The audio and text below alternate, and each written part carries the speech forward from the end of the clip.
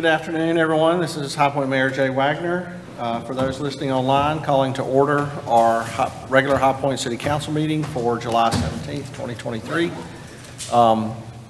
We do have a quorum of council present. The only member who is currently not with us is Councilwoman Monica Peters. So there are 8 of us here.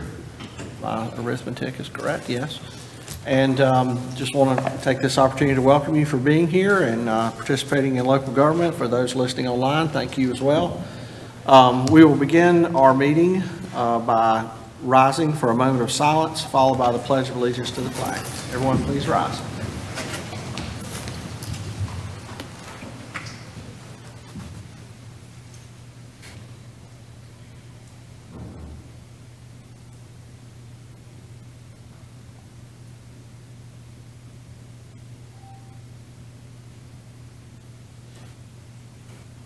Amen. Yeah. I pledge allegiance to the flag of the United States of America and to the republic for which it stands, one nation, under God, indivisible, with liberty and justice for all.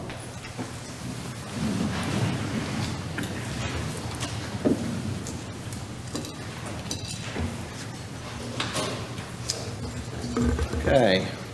First item on the agenda is going to be our strategic plan update. Councilman Williams, do you want me to have Councilman Holmes go first? Okay. Thank you. Councilman Holmes, we're going to let you go first tonight. All right. Well, thank you, Mr. Mayor, members of council, and all of our citizens here. I'm going to give an update on the next steps of our strategic marketing and branding task force. We are currently in the midst of a soft launch, as all of you on council can see that we have now in the merch phase of our launch. Brand new shirts with our new mark on it, as you guys can see, really clean, really great. And so we're going to be rolling that out. And so all the city, all the members of the city departments will be getting new shirts to become one of our 1,400 brand ambassadors that we'll have around the city to tell our new brand story.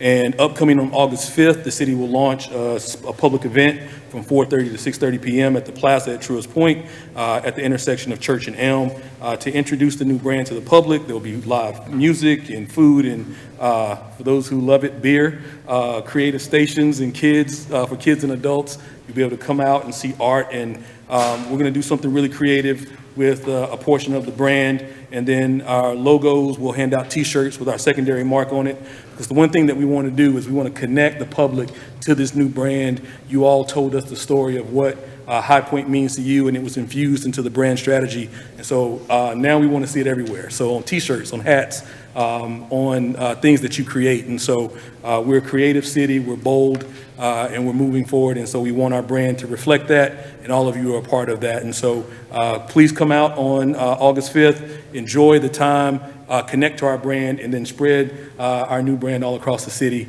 because, you know, we're going to be connected through this new brand, and we want everyone to feel that connection. So that's it, Mr. Mayor. Thank you. Thank you. As a point of interest, may I add to that, that's also the Yes. second or next Social Saturday? That Is is. that not correct? For those that don't know what that is?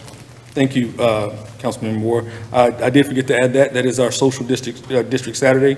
So it's where you get a chance to come out, walk around between all the great shops that are downtown.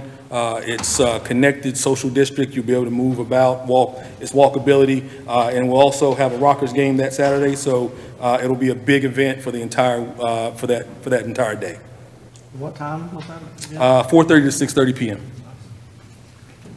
Should be back in town by then. Okay. Councilman Williams? Thank you, Mayor. I'll start out reading the strategic plan update for code enforcement. This report summarizes the local code enforcement activities for the month of June 2023. We've had 17 new citizen complaints, 5 city-initiated cases, demolition orders. We have 6 properties with contracts out for demolition, 3 properties with demolition ordinance passed, waiting for appeal period to expire. 3 owner-initiated demolitions, which is 1707 Wellburn, 2315 East Green, and 411 Willis, West Willis.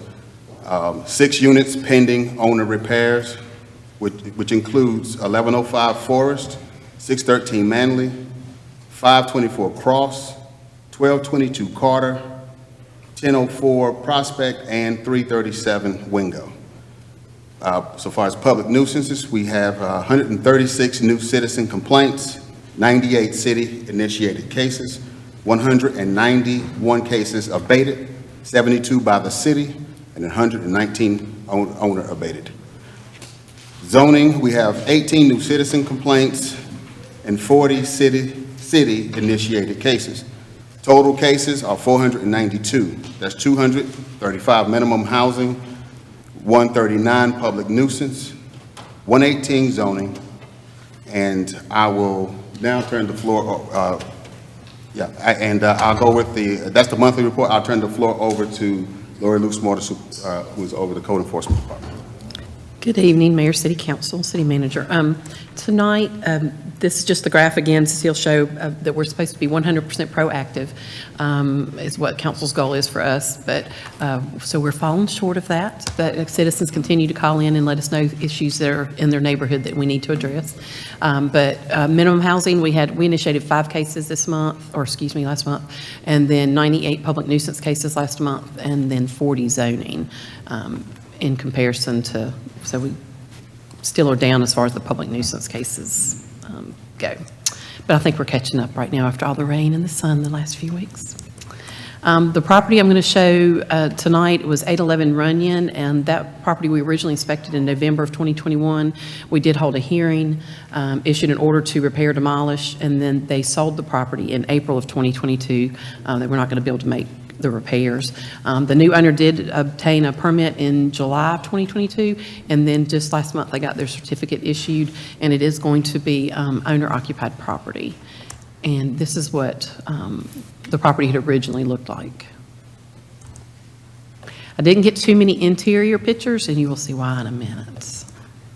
The whole flooring system had caved in, so it was not safe for us to go into that house. And there's the crawl space where you can see the whole flooring system. And then after the repairs, and they were still kind of in the process of getting everything cleaned up, but definitely looks much better. It's a big step. What was the address on this one? 811 Runyon.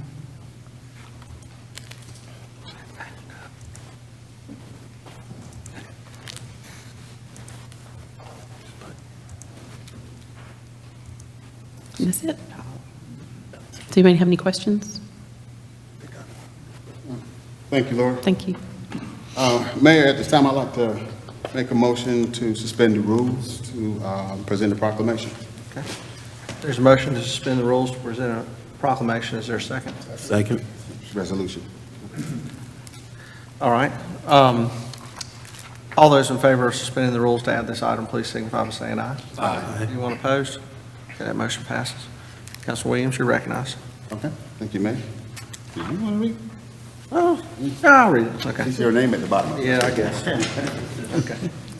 I have a resolution and proclamation regarding AmeriCorps, and I think we have some AmeriCorps folks here. Let me ask y'all to stand, please. And want to recognize you for all the good work that you do. And so the resolution reads as follows. Whereas service is a hallmark of the American character, it has the unique ability to bring people of all backgrounds together in common cause, and throughout our history, citizens have stepped up to meet our most pressing challenges of the day by volunteering in their communities.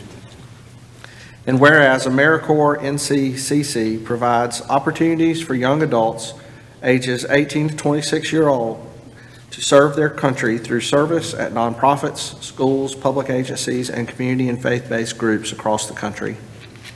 And whereas in the city of High Point, AmeriCorps NCCC members of diverse ages and backgrounds are helping to meet critical community needs by constructing affordable housing for low-income families. And whereas AmeriCorps members encourage collaboration and partnerships, leveraging millions of volunteers in service, and acquiring the support of business, foundation, and other local partners to increase the effectiveness of their initiatives. And whereas AmeriCorps programs bring people together across race, age, and zip code to address critical issues facing the country, forge relationships and cultivate mutual respect, and help people build resilient and thriving communities. And whereas AmeriCorps members demonstrate commitment, dedication, and patriotism by making an intensive commitment to service, a commitment that remains with them in their future endeavors. And whereas through their service, AmeriCorps members strengthen the lives of their families, communities, and the city of High Point as a whole. And whereas national service represents a unique public-private partnership that invests in community solutions and leverages non-federal resources to strengthen community impact and increase the return on taxpayer dollars. And whereas AmeriCorps NCCC Day is an opportunity to recognize the dedication and commitment of those who have chosen to serve their country through AmeriCorps, to encourage more Americans to follow their footsteps in service. Therefore, be it resolved that I, J.W. Wagner, Mayor of the City of High Point, do hereby designate July 16th, 2023 as AmeriCorps NCCC Day in High Point, North Carolina, and urge citizens to thank AmeriCorps members and alumni for their service and to find their own ways to give back to their communities.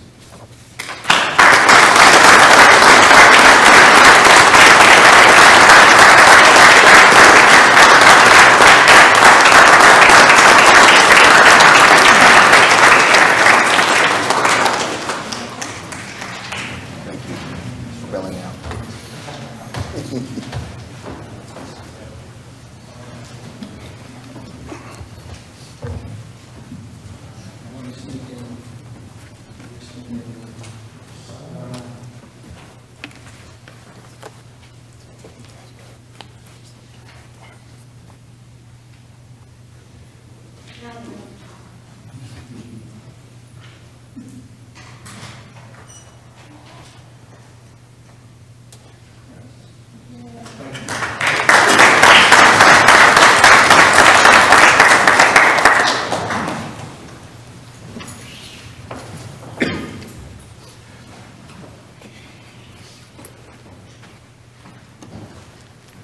And that's all I have, Mayor. Okay, thank you very much.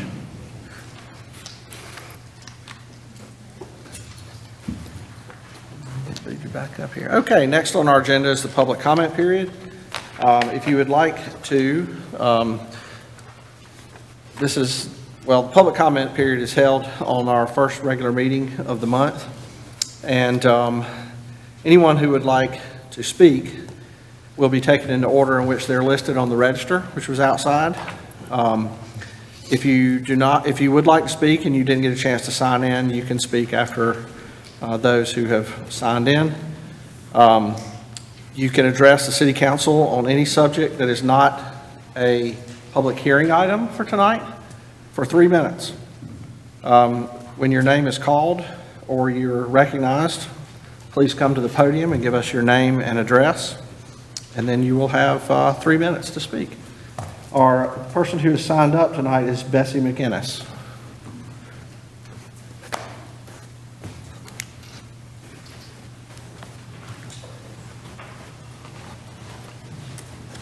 Good afternoon, Mayor and City Council. My name is Bessie McInnes. I live on Gavin Drive. I've been there for 49 years. I got some calls that they're going to put the homeless shelter on the corner of Brentwood and Gavin Drive. Our neighborhood is already a crime area. We got Carson Stout, Farmerton, and Onika behind us. All the people on Gavin Street mostly are in their 70s on up. And I just want y'all to think about, the crime that we're already going through, the shooting and everything else. So, if y'all could think about doing something else besides putting that homeless shelter on Gavin Drive, because we got kids in Carson Stout, Onika, and Farmerton. I'm already having trouble with people coming across my fence. So if y'all put that homeless shelter there, we're gonna have more crime. And we are so, all of us are old, we can't move, we can't go anywhere. So y'all need to consider what's gonna really happen if they put that homeless shelter on Gavin Drive. Thank you. Thank you, Ms. McInnes. Is there anyone else who'd like to speak during public comment? Okay, seeing none, I will close public comment period. We've changed our format of council meetings a little bit.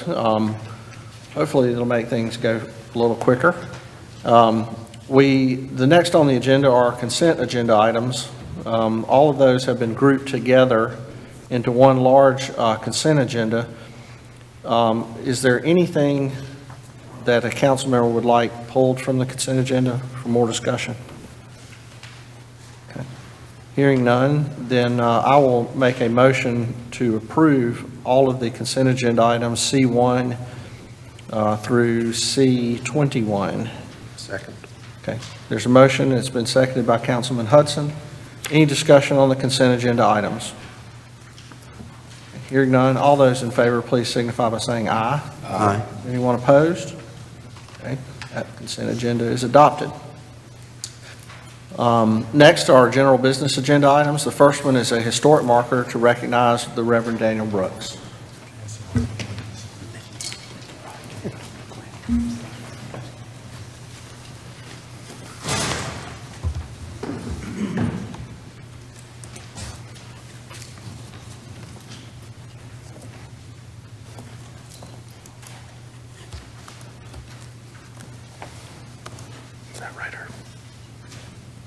Okay.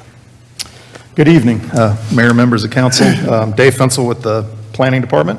We've got a request tonight for approval of a historic marker to recognize the Reverend Daniel Brooks.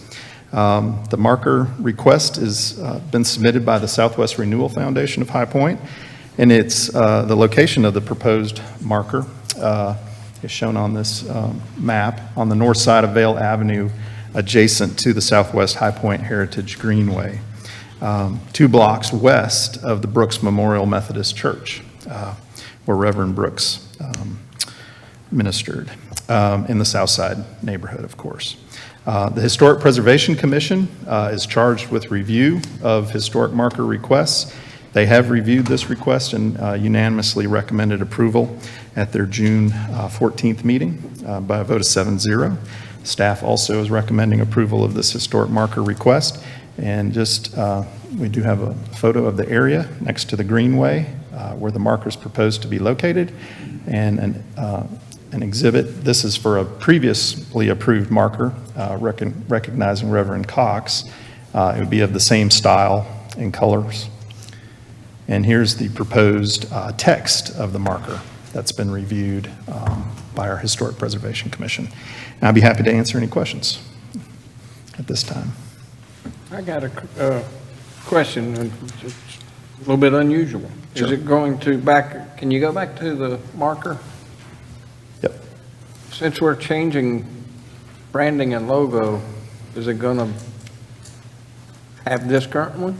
It's proposed to. All of our previously approved over the ones that have gone through our recent marker policy, as well as those that were approved in years, probably 10 to 15 years in advance of the former marker I like policy. the uniformity of the idea. I was just curious as to if that had been considered. That is certainly something that should be considered, though.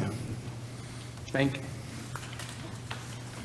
This here is our seal. This isn't necessarily our logo. Yeah, that's a seal. No. Yeah. That's correct. Okay. I'll make a motion to approve. Okay.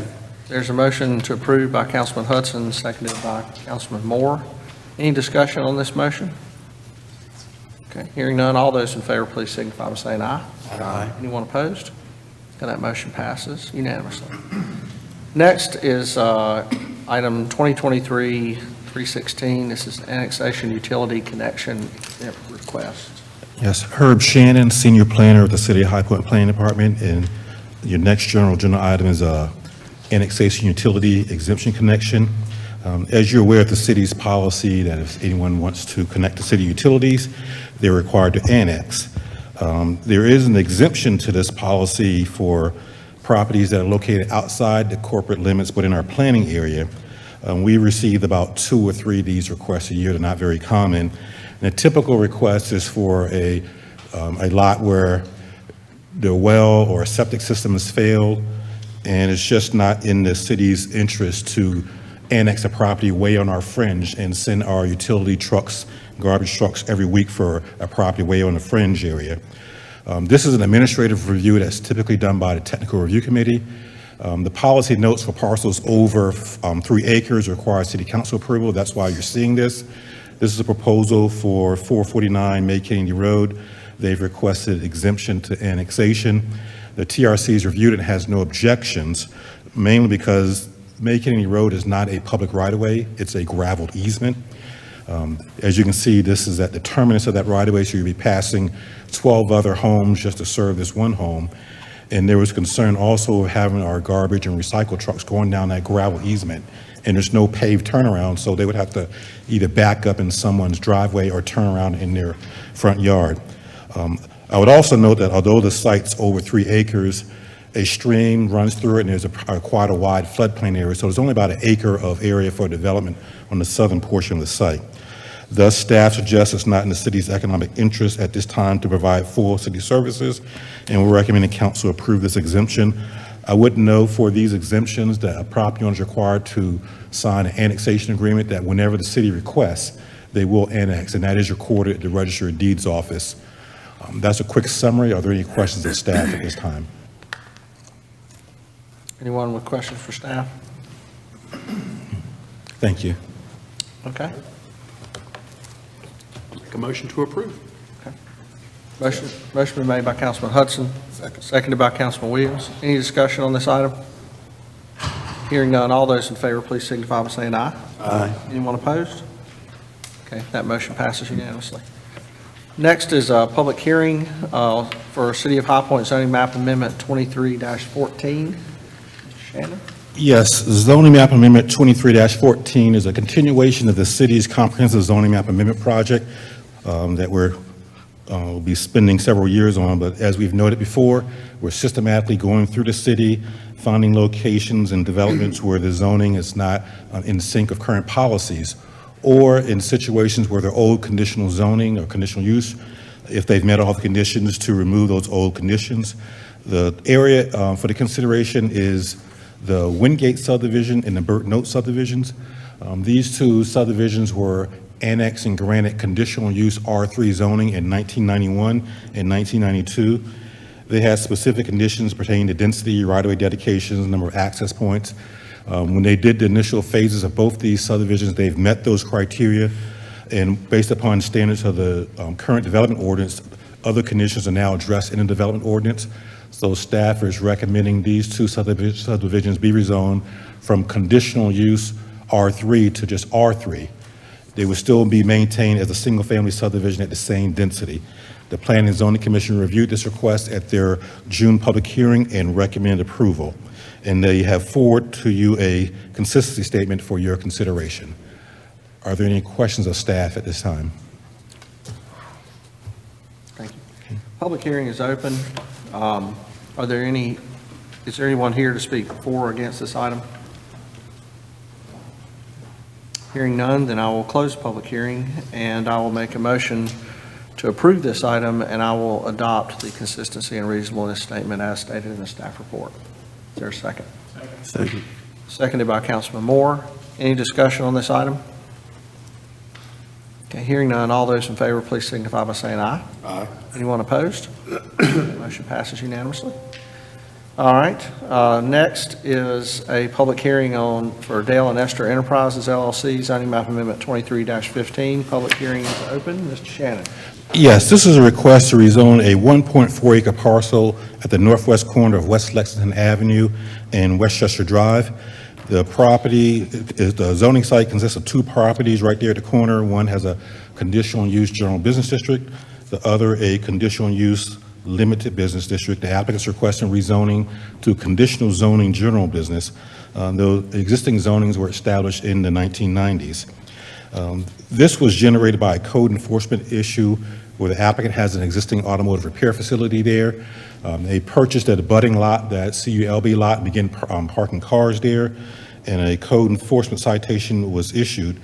The applicant is requesting rezoning so that all their property can be under the conditional zoning GB district and allow expansion of their existing facilities where they park cars there that are scheduled for repair. They're not sitting out there a long period of time, not, several weeks at a time. It's just that their existing parking lot is full, and they've been very busy, so they've parked the cars on this abutting lot. The applicant has offered conditions to ensure compatibility with surrounding property owners. They've limited the uses to less intensive uses so that the scale of development will be compatible with the development on other corners. And they've also offered landscaping conditions to ensure compatibility next to the budding single-family, multifamily development, and along Westchester Drive. If you had a chance to pass the site, it kind of sits in a hole. The higher landscaping standards along Westchester Drive help shield those cars that are scheduled for repair. The Planning and Zoning Commission reviewed this request at their June public hearing, and they recommend approval of this request, and they have forwarded to you a consistency statement for your consideration. Are there any questions? Okay. Thank you. Thank you, Mr. Shannon.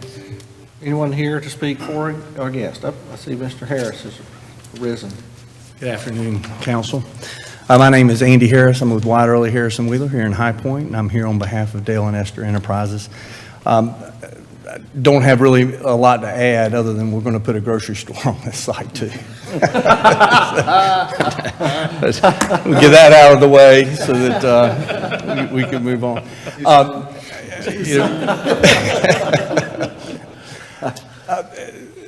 I grew up in this neighborhood back here to the south of this site, and Dale Richardson, who's here with his son Danny, used to be the owners of the Gulf Station that was across the street that many of you all may know. I got gas here when I was 16 years old.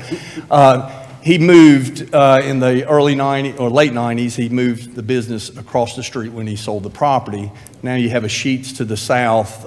He's got a High Point Tire and Automotive there on site. In 2005, the site that sits low, he bought that site as an overflow lot to help with parking, and there's an easement. And he bought it from Westchester Key, which is the apartment community behind there, so they knew what the property was going to be used for.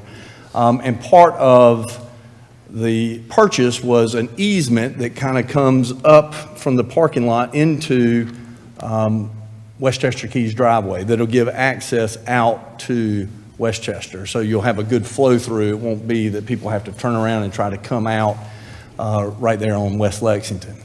So, if you have driven by there, I won't belabor the point, but there is already some good screening between the apartment community and this lower lying lot. And part of what I think originally happened was some of those vines have grown over them over the years and have ended up killing some of the, 2 or 3 of the trees. And we have cut them down now, and part of the landscape plan that we're putting forward to you as part of this rezoning is to replant those so that that buffer will still be there. There's a good part of it already there. The buffering will come around the Westchester Key property down Westchester Drive as well to provide some screening there. It's just, the project's been there for 15 years already. Like Mr. Shannon said, this was kind of a code enforcement issue that came up that he didn't realize he was in violation of anything. So we would just ask your approval. And I'm happy to answer any questions, and Mr. Richards is here to do it as well. Any questions for the applicant? All right, thank you. Anyone here to speak for or against this item? Okay. Seeing and hearing none, I will then close the public hearing, and I'll make a motion for approval of this item, and I will adopt the consistency and reasonableness statement from the staff report. Second. Seconded by Councilman Hudson. Any discussion on this item? I'd just like to tell Dale hello, and it's been a lot of years since I was across the street coming through there to your... I hope I gave you some bubble gum.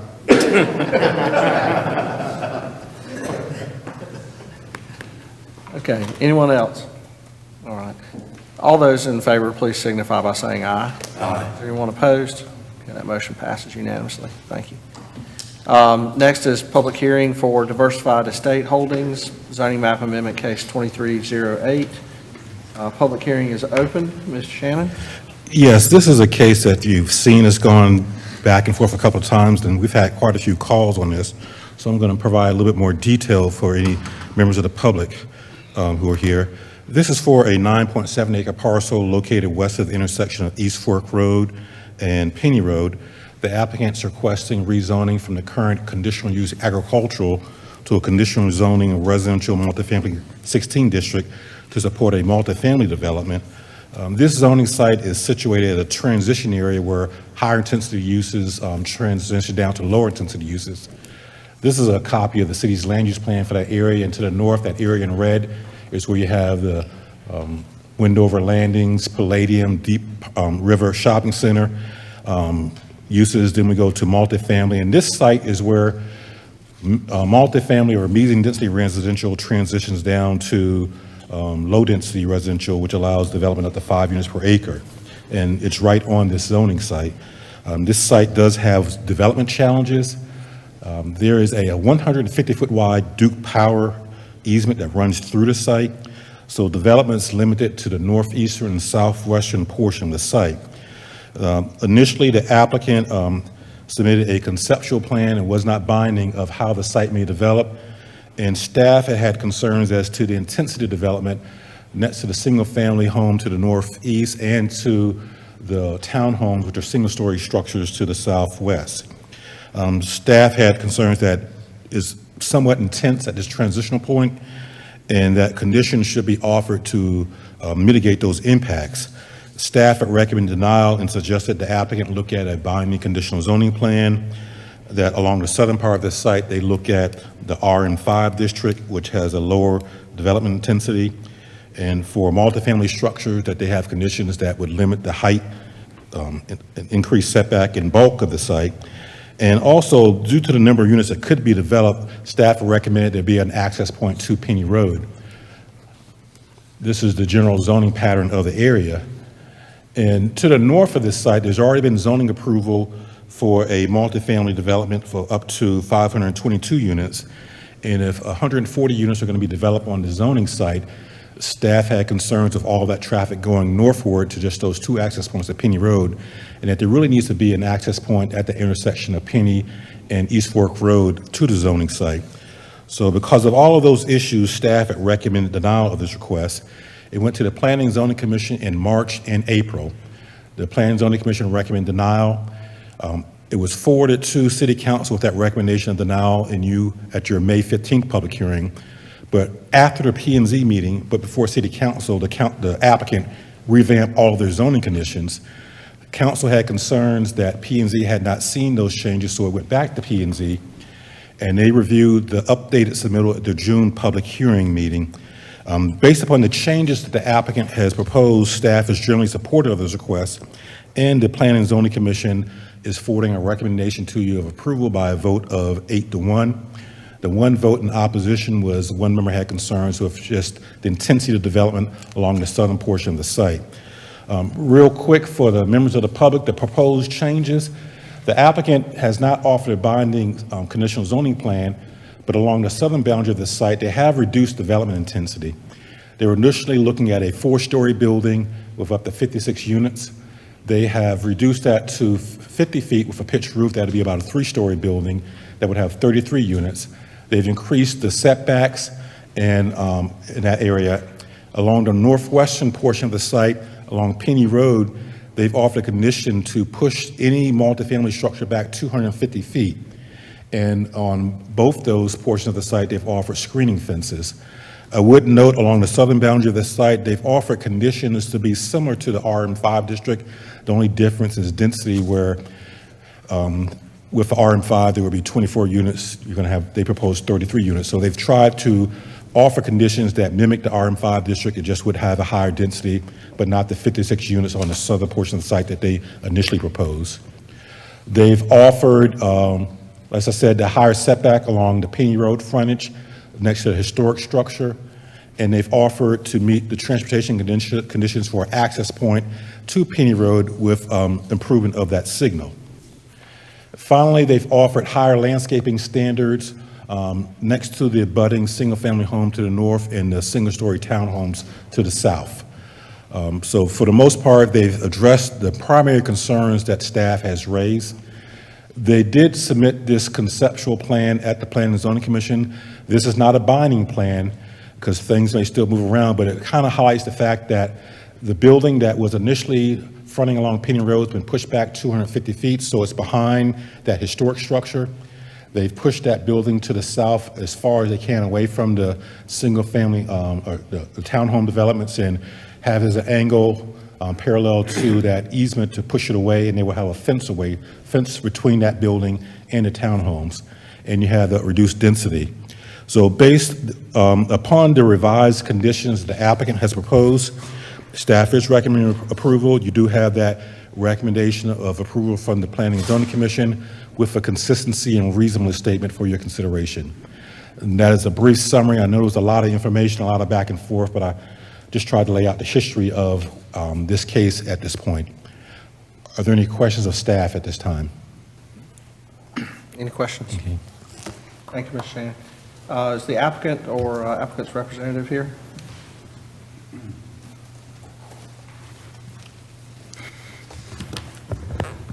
Good evening, Mayor and Council member. My name is Scott Wallace. I'm a co-founder and president of Keystone Group. Thank you.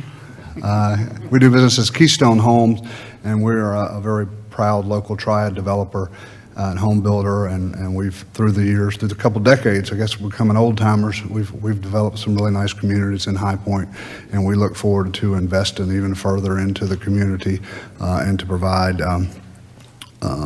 multiple types of good quality, first-class housing. So Herb's done a really good job of explaining this what's in front of you tonight. I'd just like to add a few words, and I'd love to answer any questions that you may have.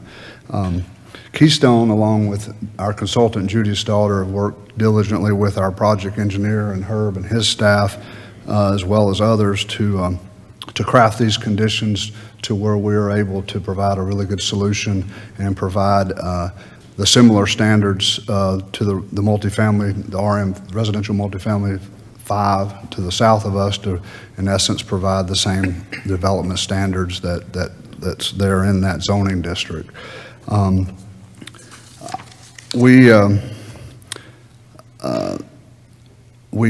In addition to that, we also made sure that the residential building that we have on the southern property line, we pushed it even further away from our neighbors to the south.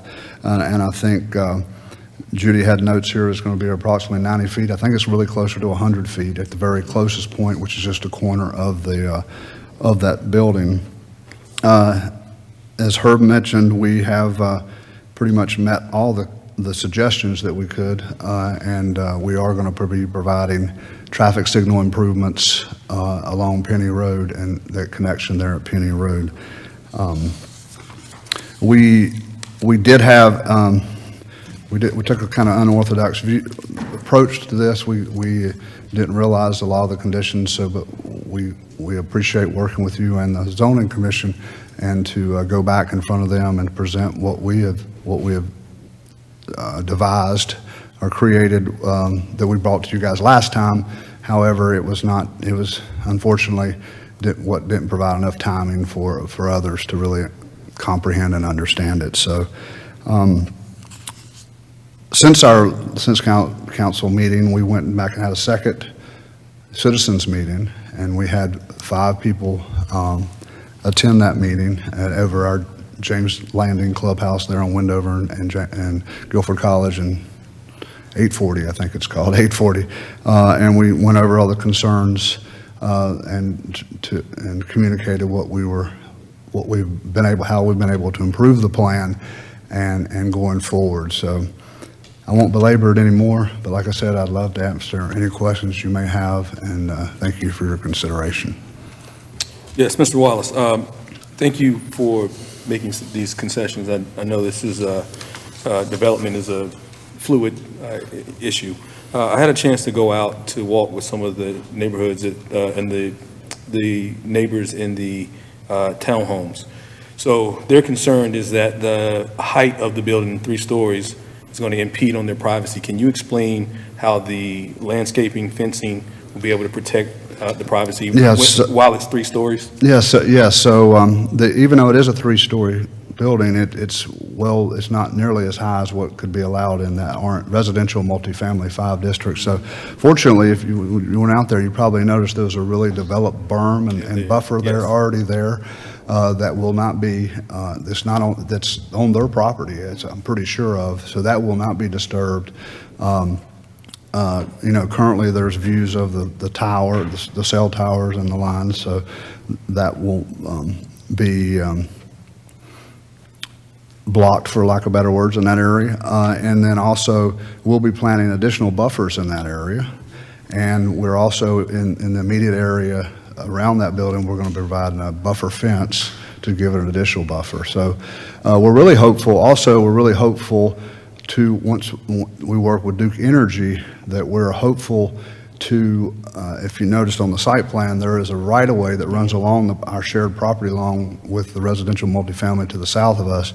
We're very hopeful to be able to work with Duke Energy, which we think we will, and relocate their access to go over pavement, our parking lot. So we're hopeful that happens, and if that does, that'll just be icing on the cake, because that easement will be relinquished, and then that over time is likely going to grow up as well and just provide additional buffer. This question is for staff, I'm sorry, Herb. In terms of the traffic flow that will run through some of the neighborhoods, have we gone out and taken a look at additional signage and traffic abatement and speed? Because I know there's a lot of children who live in this neighborhood, and I didn't see any signs, children at play or anything like that. Can someone from transportation? I believe transportation can probably address those type items. Thank you. Greg Venable, Director of Transportation. We have not taken a look at that, but that is something we can definitely do, is take a look at the signage out there in those existing neighborhoods to see what can be added, any either speed limit signs, things like that. So, because it's, looking at the flow of how that traffic is going to increase, with the additional units there. Sure. It could be need for some traffic abatement. You might as well get ahead of it rather than waiting, because we know Yeah. that flow is going to And happen. the proposed development, the one to the north that's proposed, we have looked at some of that for those new neighborhoods. That's something we can look at with the existing neighborhoods.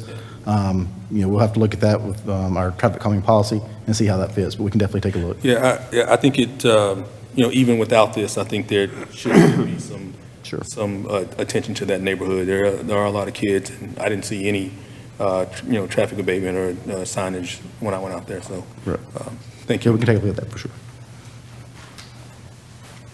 I just had a question for the developer. If you have one of your cards, I know that's technically Councilmember Holmes' district, but we kind of share that area quite a bit with North End Highway. I know some people have already contacted me, and I can direct them to Councilmember Holmes, but I also would like to have your contact in case any of my constituents have any questions about your development. That'd be great.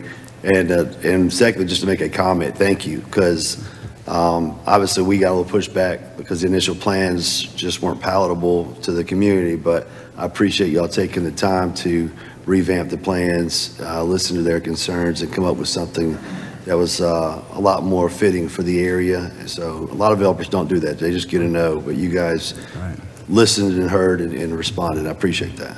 Well, thank you. I can go ahead and just give my contact information here and read it into the record if that's Sure. helpful. Our office address is 3708 Alliance Drive. That's in Greensboro, 27407. And our telephone number is 336-856-0111. 0111? Yes, sir. Got it. And thank you for the kind words. Thank you. I'd like to echo his words too. You all have been very diligent working with this, and it's greatly appreciated. You all have taken a lot of extra time to listen to concerns and alleviate concerns. So thank you all for your diligence. And thank you. I mean, we've been partnering with City of High Point, investing in City of High Point for, like I said, several decades, and it's been a really good partnership. And we're proud of the communities that we've been able to invest here. So, thank you. Thanks, Scott. Thank you. Is there anyone else who would like to speak for or against this item?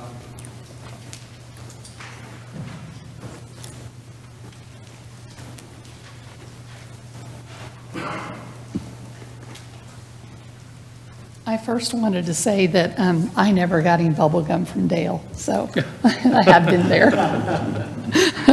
I'll put in a word for you. Would you put in a good word for me? I'm like, I don't remember getting any bubble gum. My name is Mel Thomas, and I live at 3933 Cobblestone Bend Drive, and I live in the Eagle Glen area. We are the ones that are the single level, and we are the ones that back right up to that.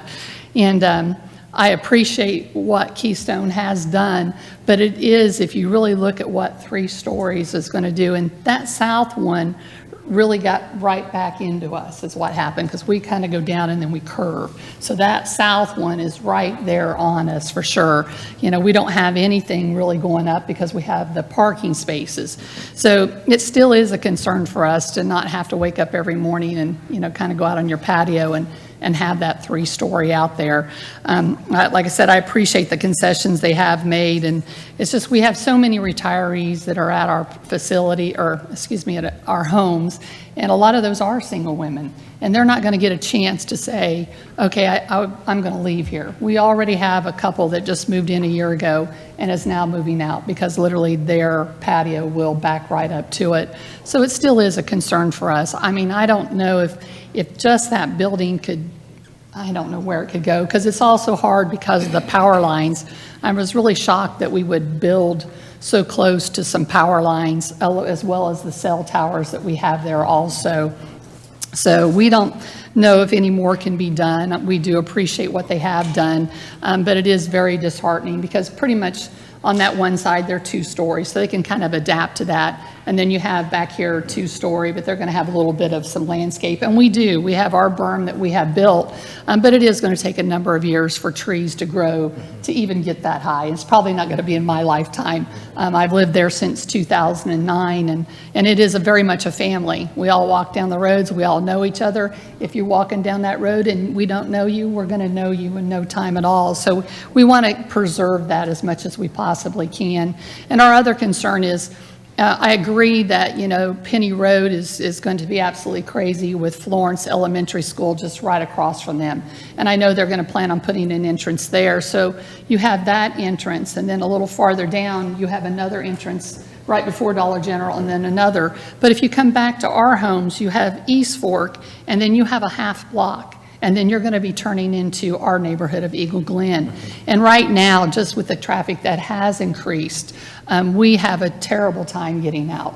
So I can't imagine what happens when you have ours, and then you have East Fork now, 4-lane, and then you have one for them going out to the elementary, and then you have another one for the other townhomes down the road. And it's just going to be very, very crazy. And so I wish there was a happy landing that would make us all happy, but it is very frustrating to know in this quiet neighborhood that, and it's already changed a lot for us, and we understand progress. And when Keystone came in to buy that large area, I didn't go and protest it because, I mean, it's going to happen. We live in the city, but we never would have thought that they would come over into the power lines. You talk to those little ladies that live down the street, and when they built their homes, they thought, okay, I'm going to be kind of protected because that's going to be covered by the power companies. So again, if anything can be done, we would greatly appreciate it. And I thank you very much for y'all's time. Thank you, ma'am. Thank you. Anyone else who'd like to speak? Mr. Briggs.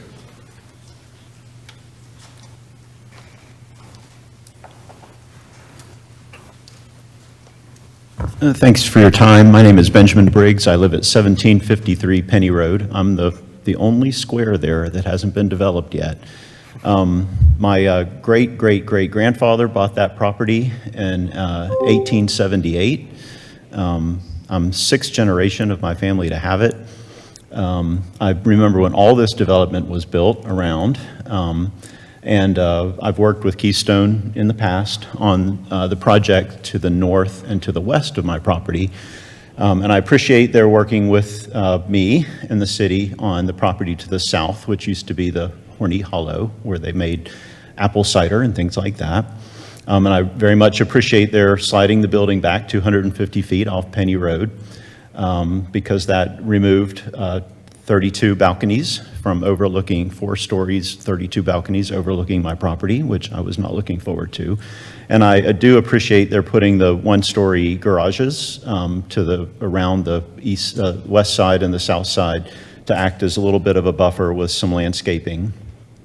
I've talked with Mr. Wallace about the opportunity to put a fence on my property, which would be not something that would be part of this because it's not part of the zoning. So, this is, it's not easy for me. I get fixed on the plan that you see before you and the placement of the buildings. And when the property to the north and the west of me was first approved a couple of years ago, it included 1- and 2-story townhouses that backed up to the north and to the west of me. And I was fine with that. But I understand with the zoning opportunities that could be changed without any notification. So I hope that in the spirit of just openness and that we all kind of visualize what we're getting, that what we see before us is kind of where we land, and that we don't see any major changes with the patterns of the buildings, because this is what I kind of fix on. So I appreciate your consideration for this. I'm not against it. I'm in support of it and working with them, and appreciate their time on this. So, thanks. Thank you, Mr. Briggs. Anyone else? Okay, I'm going to close the public hearing on this item. And I'm going to make a motion to approve, and I will adopt the consistency and reasonableness statement of the staff report. Is there a second? Second. Seconded by Councilman Hudson. Any discussion? Just one quick observation, Mayor, if you will. And this it's just an observation. At one point, the mayor had me putting in work as the planning development chair. And one thing I've noticed is, we've seen this a number of times when we talk about height of property. When you consider land costs, material costs, labor costs, the future's up. It's going to have to go up at some point. When we're trying to house people coming in, and now we're not talking about just affordable housing, we're talking about housing in general. At some point, we're going to have that option, because it won't be feasible for developers to keep doing things in this line. It may not be now, it may not be tomorrow, but just be aware that the future has to go up. Thank you. Mayor, if I could chime in, I was actually just going to speak about the traffic impact, but I think to Councilman Williams' point about density, I think we've learned all over this country and really all over the world that where we have incredible restrictions on density, housing costs just continue to go up. Yeah. And in the short term, if we keep making those decisions because we know how it worries and it bothers surrounding neighborhoods, I think in the long term, we're going to have to pay for that. And if we're not paying for that, it's a few councils from now, and where you have folks saying, hey, this city needs to do something about the exorbitant housing costs because so many people are priced out of the market. From there, we're going to be trying to play catch up. And so I think it's incumbent upon whoever's in government to try to figure out how we increase density and how we improve the supply. It's really simple economics, law of supply and demand. When you don't have supply to meet demand, you have scarcity. And where you have scarcity, you have increased costs. Where you have increased costs, while that may not impact us right now, it impacts every resident in the city. Yeah. Every single renter, every single person who wants to move here, every single young person or older person who wants to buy or sell a home, it impacts every single one of you. And that's something that we have to continue to keep a fingerprint on. The other comment I want to know, and I'm curious about this, I know we don't have the information today, but if our transportation team, if you all or if the state's monitoring, I'm curious, the adjustment to traffic now that the bypass has been going now for 7 months. I know on maps, when you plug in coming from certain areas of Greensboro, it puts you on the bypass versus where it used to always route you down Wendover and up Penny Road. And I know because I live right there in Ward 1, right off of Greensboro Road, where we've seen the adjustment. There's not as many folks coming down Greensboro Road anymore coming from that area of town, because if they're coming up 73 or I-840, they're getting on the bypass and coming around. And so I almost wonder, I know this isn't going to completely address traffic impact right there on Penny Road, but I have to imagine that some of the folks are being rerouted, and that's having hopefully a positive impact on how busy that road has been. Sure, and it's a little too early to tell right now, but traffic has shifted for sure as more people become familiar with that route and take that traffic will only continue to increase. I just would like to add too that the state is, we've submitted a project for Penny Road, so that's a future widening project. So the plans are to make improvements to Penny Road. However, there's no funding for that currently. That project has to compete at the state level for funding. So there is a process in place to try to get that project funded, and we're continuing to submit that because it is a high priority for us as well. So. Anyone else have any comments or questions? Okay, all those in favor of approval of the motion, please signify by saying aye. Aye. Anyone opposed? Okay, that motion passes unanimously. Okay, we have some reappointments and appointments to do. First one is consideration of reappointment to the Guilford County Historic Preservation Commission. This is the reappointment of Abigail Pittman as one of our two representatives, effective immediately and expiring April 1st, 2027, and I move for approval. Is there a second? Second. Motion and a second. Any discussion on this item? I'll just say that Abigail has represented us for a long time on the Historic Preservation Commission. She's very talented and a very good fit for that position. All those in favor of approval, please signify by saying aye. Aye. Is there anyone opposed? That motion passes unanimously. Next is the consideration of Tasia Lago Marcino. I don't believe I tried She's not here. my best. Yeah, she's not here. Is that your appointment? That is my appointment, yes. And Okay, you'll speak to that. I heartily recommend her and make a motion to approve. Is there a second for that Second. motion? Seconded by Councilman Johnson. Any discussion? I just note that she's also a veteran. She's a what? Also an Army veteran. Oh, good. Okay, all those in favor of approval, please signify by saying aye. Aye. Anyone opposed? Okay, that motion passes, and I think the next one's yours. The next one is mine as well, and I don't see Kara. Oh, there's Kara. Hey, Kara's here. Wesley, this one's mine. She lives in Ward 4, but she's appointed by me. Oh, okay. Sorry, I want to take credit for this because Kara's fantastic, if y'all don't mind.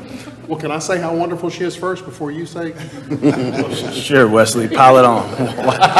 She's already blushing in the back. No, Kara is a fantastic resident here in town who actually has a background in real estate. She's got her master's in real estate finance and development and actually works in real estate development now. Kara came to me some time ago, probably at least 2 years ago, and mentioned, hey, whenever an appointment comes up, I'd love to be considered for the opportunity to be appointed to the P&Z Commission. And so when the opportunity came, Alex Moore, who preceded her, who did an incredible job on that commission, actually just moved right outside of city limits. I joke we might annex his house just to keep him on the P&Z Commission, but we couldn't get that on the agenda before getting Kara on the agenda. So I'm so excited to make this appointment and appreciate Kara being willing to step up because P&Z is no joke. So thank you, Kara. And I'll make the motion for her appointment. Okay. There's a motion and a second for this approval of this item. Any discussion? Okay, all those in favor, please signify by saying aye. Aye. Anyone opposed? Okay, that motion passes unanimously. Mayor, I think that's the first time I've ever been on the dais where I've seen council people argue over how good the one is and they want to appoint them. So that speaks volumes to, I don't, that's a I've been trying first. to find a space for it too, so I'm glad thank you for serving. Okay, next item is the consideration of Kelly Jackson of the Citizens Advisory Council. Councilman Johnson, this is his item, and he has asked that this item be postponed until August 7th. And I will make that motion. Is there a second? Second. Motion and a second. All those in favor of continuing this item until August 7th, please signify by saying aye. Aye. Is there anyone opposed? Okay, that motion passes. I'd like to make a motion to suspend the rules to add one item, it's a personnel item regarding our manager. Is there a second? Second. Second. Okay, there's a motion and a second. Any discussion on suspending the rules to add that item? Okay, hearing none. All those in favor, please say aye. Aye. Anyone opposed? Okay, that motion passes unanimously. We had talked about going into a closed session for this, but I don't really think we need to do that. I would like, the city council has met and done a review of our manager's performance, and I think there's unanimous agreement that our manager is doing a great job. and that we are lucky to have her, and that that she deserves a raise. And so I'm going to make a motion that the manager's contract be amended, as I will state in a moment, and also that the council agree to give me the authority to execute any documents regarding the change in the manager's contract. The amendment to the manager's contract would be an increase in her pay of 5.75% starting July 1st, 2023. This would make her compensation $234,885.56. That we increase our contribution to her retirement to 5%, and that we extend the cap on her severance package from 9 to 12 months. It will still entail, right now, should she retire, or should she receive severance now, it would, she would receive 8 months, and her current contract adds 1 month a year up until 9 months. This would just extend the cap from that 9 months to 12 months. She would continue to add an additional month per year up to 12. Did I state that correctly? I believe I did. Okay. So that is the motion, that the manager's contract be amended in that fashion, and that I be given the authority to execute the agreement on behalf of the council. Is there a second? Okay, there's a motion and a second. Anyone like to be heard on this item? Mr. Mayor, just want to echo everything you said regarding the evaluation that's been done. It's been 2 years, and the city's been moving at a pace that really is not commensurate to anything we've seen here in the city. It's been incredible growth, also incredible challenges. I think you came, correct me if I'm wrong, Manager Ford, a year and a half, I guess, into COVID, and there were so many things that we needed to navigate with that, on top of still being in the middle of our revitalization. And so just want to say thank you, and grateful that as folks can continue to do incredible work, also given the competitive market for competent folks and competent leaders, that we can make good decisions to retain talent, and that it's honestly, you know, I think we're going to see a great ROI on it. So, Anyone else? Okay. All those in favor of approval of this motion, please signify by saying aye. Aye. Anyone opposed? Okay, that motion passes unanimously. I believe that is it for our agenda. Is there anyone who'd like to announce anything prior to adjourning? Just remember that VBL Veterans Benefit Live is this week, Thursday through Saturday. That's probably the biggest veteran event that's happened in the Triad as long as I've lived here. And it's just so people you know that's maybe hearing, it's an opportunity for a veteran who may have a disability or need to get VA status. They can come with their DD-214, almost like an assembly line, and our organization is going to work with them in the VA so that by the end of the day, they could get a rating, a decision on what their disabilities codes are and rating level would be. They could walk out of there with a check.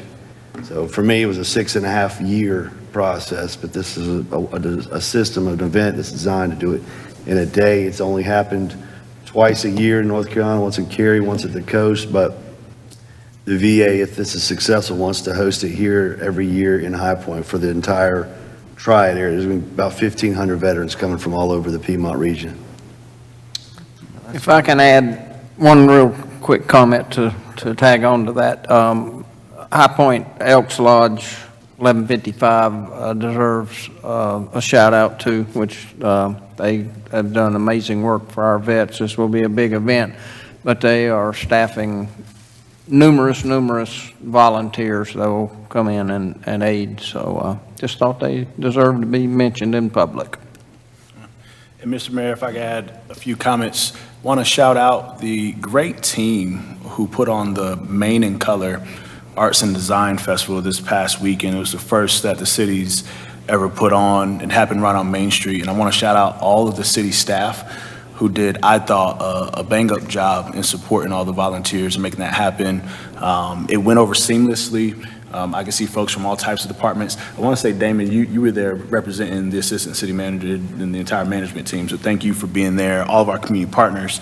I think what their early estimation, and Kara, I know you're on that planning team, but at least a couple thousand people came through there.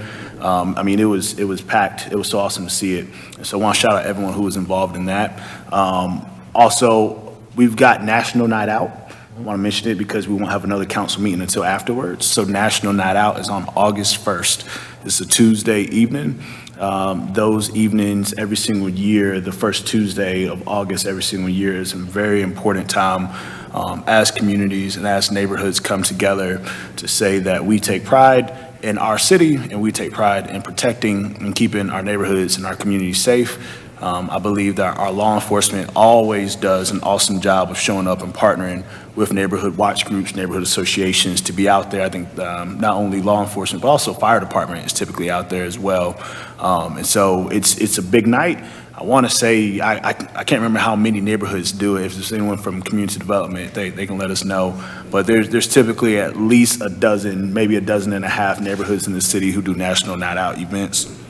So if you can make it out to one of those events that evening, it's a way that our community can stand in solidarity as we continue to support each other and continue to have a very safe and prosperous community. Anyone else?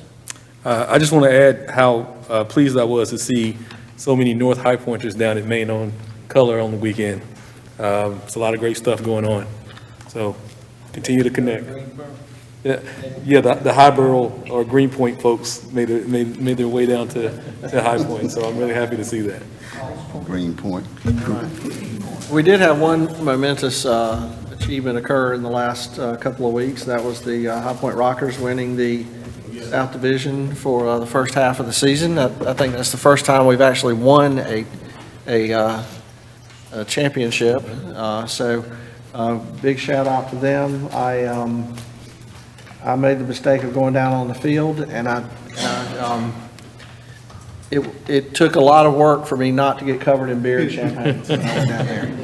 But they had a great time celebrating that, and it's just not only a shout out to them for winning, but also just for what their presence in High Point has done to make a change and to help bring life to our city. So with that, I'll entertain a motion to adjourn. So move. There's a motion and a second to adjourn. All in favor, please say aye. Aye. Anyone opposed? Thank you very much. We are now adjourned.